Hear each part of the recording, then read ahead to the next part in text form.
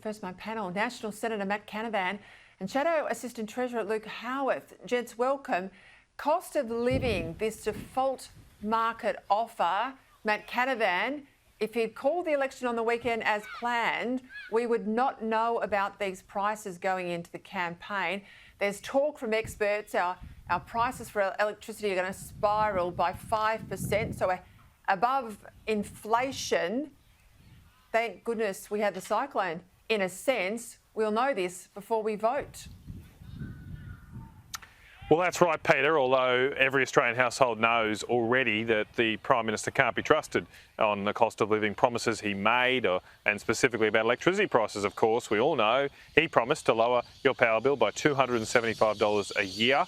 That has not happened. In fact, the latest default market offer from last year showed that the average bill in New South Wales had gone up over $500 a year, and some families on different rates with bigger households are paying over $1,000 a year more compared when the PM took over.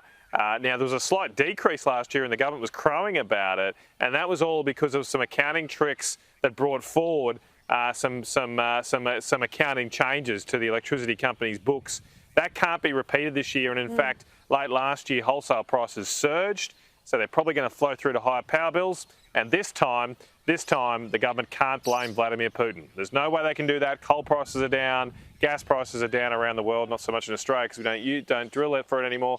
But that's why our power prices are high, because we're not using our own coal and gas resources while the rest of the world is.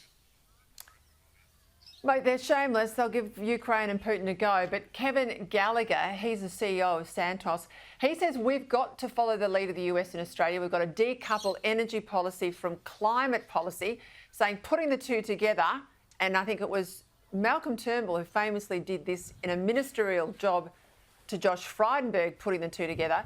He says putting the two together has led to our gas crisis. Matt Canavan, what do you make of this?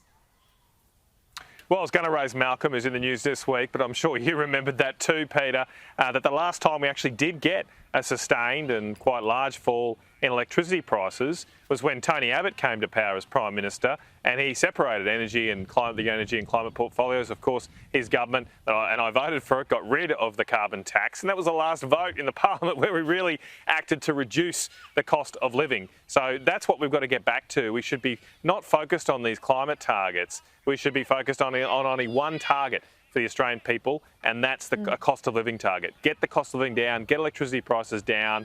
That's what I think people want us to do in Canberra.